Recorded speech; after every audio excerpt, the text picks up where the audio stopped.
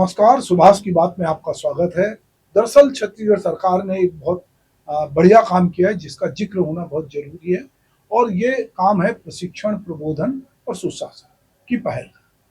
कोई सरकार अपने कामकाज को सरल, सहज, समयबद्ध तरीके से करके तकनीकी नवाचार के जरिए भ्रष्टाचार को समाप्त करना चाहती है तो इससे अच्छी पहल दूसरी नहीं हो सकती। छत्तीसगढ़ के रजत जयंती वर्ष को अटल निर्माण वर्ष के रूप में मनाते हुए अटल बिहारी वाजपेयी के सिद्धांतों को धरातल पर उतारने के लिए छत्तीसगढ़ की सरकार ने आईआईएम यानी कि भारतीय प्रबंध संस्थान रायपुर के साथ मिलकर सुशासन, वित्तीय प्रबंधन और नेतृत्व की बारीकियों पर चिंतन शिविर का आयोजन किया। ये दूसरी बार का चिंतन शिविर था। इसमें चुने हुए जनप्रतिनिधि, विधायक, मंत्री, मुख्यमंत्री खुद इसमें शामिल हुए। प्रशिक्षण में प्रबोधन, सुशासन के लिए एक सकारात्मक पहल की गई। चिंतन शिविर के नाम से की गई इस पहल में परिवर्तनकारी नेतृत्व, दूरदर्शी शासन, संस्कृति, सुशासन और राष्ट्र निर्माण जैसे विषयों पर गहन विमर्श हुआ। आईआईएम इंदौर के निर्देशक हिमांशु राय, भारतीय सांस्कृतिक संबंध परिषद के पूर्व अध्यक्ष डॉक्टर विनय सहस्त्रबुद्धे ने भी इसको संबोधित किया। अब इस बारे में मुख्यमंत्री का कहना है, चलिए उनकी थोड़ा हम विचार भी सुन लेते हैं। पिछले वर्ष की भांति इस वर्ष भी आईआईएम रायपुर में 2 दिवसीय चिंतन शिविर का आयोजन था और इसके लिए मैं सबसे पहले तो आईआईएम रायपुर और सुशासन एवं अभिसरण विभाग छत्तीसगढ़ सरकार को धन्यवाद देना चाहूँगा। उन्होंने दोनों मिलकर इस चिंतन शिविर को बड़े अच्छे से संपन्न कराया और एक तो इस चिंतन शिविर में विषयों का चयन और विषय विशेषज्ञों का चयन बहुत अच्छे से किया। देश भर से विषय विशेषज्ञ यहाँ पर आए और उनका व्याख्यान पूरा मंत्रिमंडल सुना और निश्चित रूप से इससे छत्तीसगढ़ सरकार को लाभ होने वाला है। देखिए, जैसा मुख्यमंत्री कह रहे हैं कि पिछले चिंतन शिविर से प्राप्त सुझावों को लागू कर आम जनता के जीवन में सकारात्मक बदलाव आया है। मुख्यमंत्री के अनुसार पिछले 1.5 वर्षों में 350 से अधिक प्रशासनिक सुधार किए गए, जिनमें ई ऑफिस प्रणाली में फाइलों के मैनुअल को समाप्त कर जवाबदेही और पारदर्शिता सुनिश्चित की गई। अब फाइलें जो हैं ऑनलाइन मूव होती हैं और हर कार्य की समय सीमा निर्धारित है, जिससे भ्रष्टाचार की गुंजाइश खत्म होगी। मुख्यमंत्री ये भी कहते हैं कि अटल जी के सुशासन के सिद्धांतों को धरातल पर उतारना इस वर्ष का मुख्य लक्ष्य है, क्योंकि इस साल 25 वर्ष हो रहे हैं। डिजिटल गवर्नेंस को अपना के रजिस्ट्री प्रक्रिया को सरल बनाया गया है, जिसमें अब घर बैठे मिनटों में रजिस्ट्री और नामांतरण हो जाता है। यह तकनीकी नवाचार भ्रष्टाचार को समाप्त करने की दिशा में क्रांतिकारी कदम है। एआई और क्लाइमेट चेंज से जुड़े उद्यमों को प्रोत्साहन देकर नवा रायपुर में देश का पहला एआई डाटा सेंटर पार्क और सेमीकंडक्टर यूनिट का शुभारंभ भी जो है वो किया, जो यहाँ पे छत्तीसगढ़ में तकनीकी क्रांति का अग्रदूत बन रहा है। तो भारत के पूर्व प्रधानमंत्री स्वर्गीय अटल बिहारी वाजपेयी, जिनका नाम बहुत लिया जाता है और छत्तीसगढ़ राज्य का निर्माता जिनको कहा जाता है, वो जो है गुड गवर्नेंस की बात करते थे। पारदर्शिता, जवाबदेही, जन केंद्रित शासन उनकी सोच थी। वो पारदर्शिता के बड़े पक्षधर थे। उनका मानना था कि सरकार के सभी कार्य जनता के सामने खुले होना चाहिए। उन्होंने सूचना का अधिकार जैसी पहल का समर्थन किया, जो बाद में 2005 में कानून बना।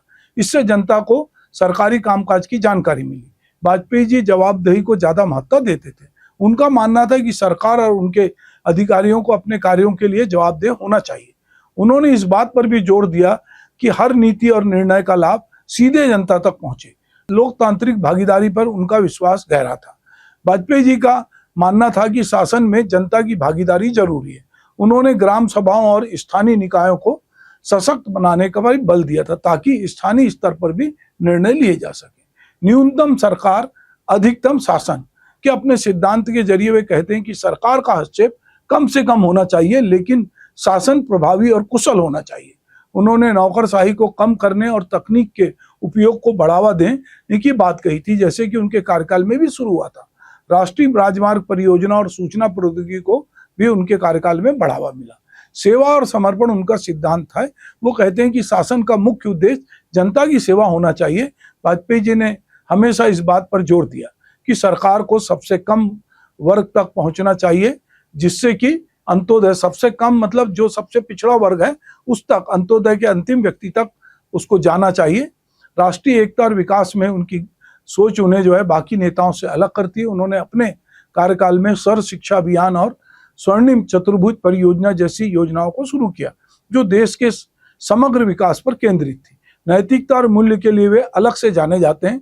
शासन में नैतिकता और मूल्यों का जो पालन होना चाहिए। वाजपेयी जी ने भ्रष्टाचार के खिलाफ सख्त रुख अपनाया और प्रशासन में सत्यनिष्ठा को बढ़ावा दिया। अब चूंकि वाजपेयी जी की सोच वाली सरकारें अधिकतम जगह और केंद्र में भी है, तो अब छत्तीसगढ़ में भी विष्णुदेव साय की जो भाजपा सरकार है उसने 2 दिन का प्रशिक्षण रखा और बहुत सारे लोगों को, जो अपने जनप्रतिनिधि हैं, उनको बुलाया।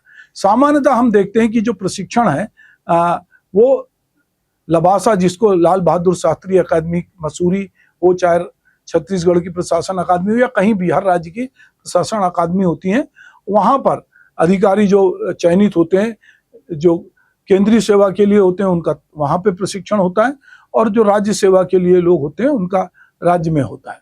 तो यहाँ पर आईएम के साथ मिलकर सुशासन और प्रभावी नीति निर्माण पे चर्चा के लिए ये 2 दिन का प्रशिक्षण रखा गया, और ये देखा गया कि इससे कहीं ना कहीं जो है पारदर्शिता को बढ़ाना था, भ्रष्टाचार को कम करना था, नागरिक शासन सुनिश्चित करना था, तकनीकी प्रगति और डिजिटल शासन को बढ़ावा देना भी इसका लक्ष्य है। तो चिंतन शिविर में आईआईएम प्रशिक्षण से अधिकारियों में डिजिटल शासन और डेटा आधारित निर्णय लेने की समझ बढ़ती है।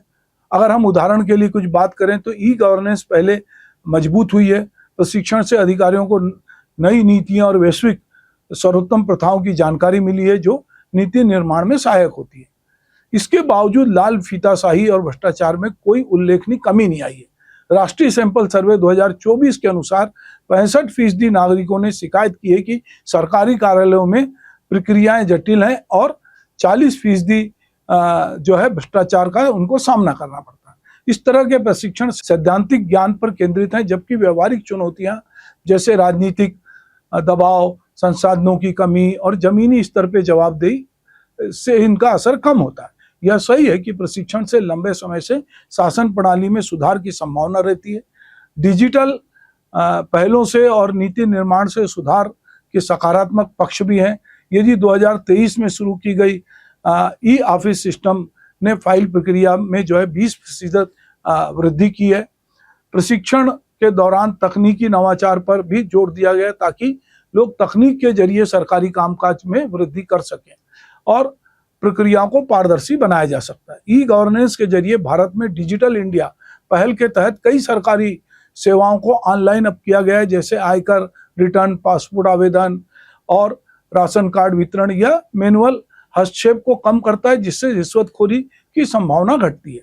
पब्लिक डाटा पोर्टल के माध्यम से सरकारें अपने बजट, खर्च और परियोजनाओं का डाटा भी सार्वजनिक करती है।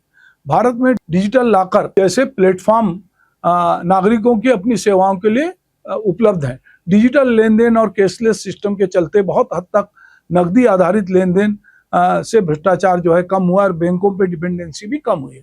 डिजिटल भुगतान प्रणाली के और डायरेक्ट बेनिफिट ट्रांसफर जिसको हम कहते हैं, उसके जरिए भी जो बीच के बिचौलिए लोग थे उनको हटा के सीधे जो हितग्राही हैं, लाभार्थी हैं, उनको मदद दी जा रही है। तो भारत में जो सब्सिडी बहुत सारी योजनाओं में मिलती थी, जो लोग बीच में खा जाते थे, वो लीकेज जो हेरा फेरी थी उसमें 50% से अधिक की कमी आई है। तो ब्लॉकचेन तकनीक का उपयोग सरकारी लेन देन को अपरिवर्तनीय और पारदर्शी बनाता है। यह तकनीक डेटा में हेरफेर को रोकती है।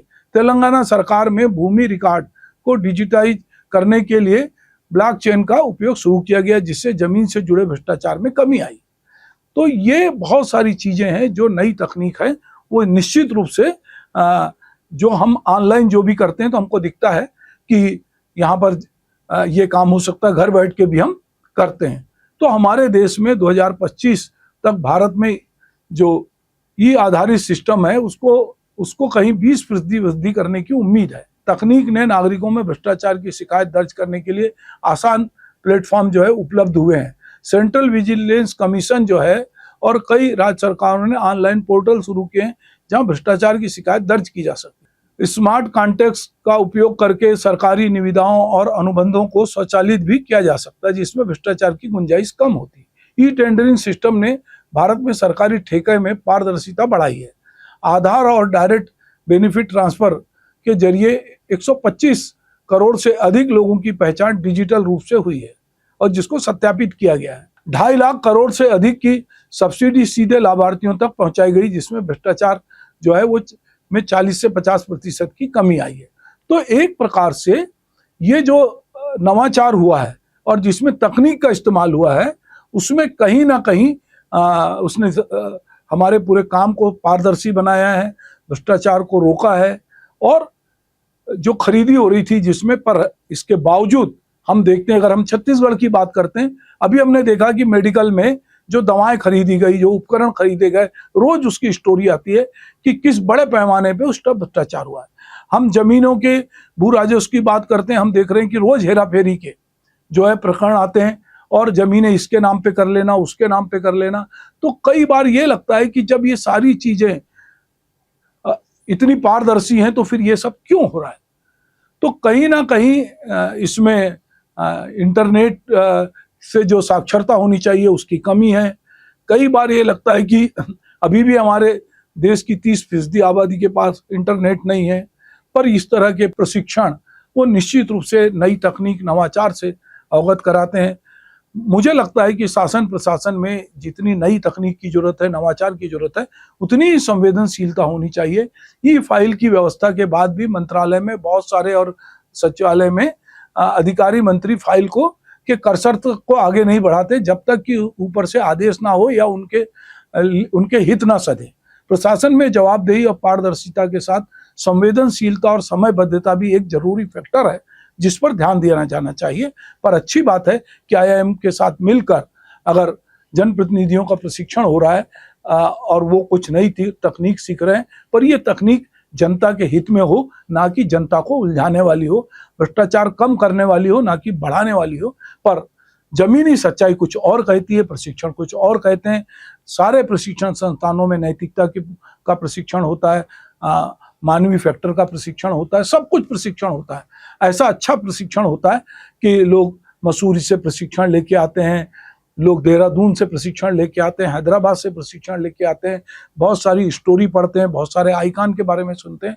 पर वो जैसे यहाँ आते हैं तो ये जो हमारी पूंजीवादी व्यवस्था है और ये जो भौतिक संसाधन है और जो उनके आजू बाजू का एनवायरनमेंट होता है, वो बहुत जल्दी उनको करप्ट करने में रोल प्ले करता है। अब सवाल ये है कि हम प्रशिक्षण तो कर रहे हैं, पर व्यवहारिकता में वो प्रशिक्षण कितना फलीभूत होता है, ये देखना होगा। नमस्कार।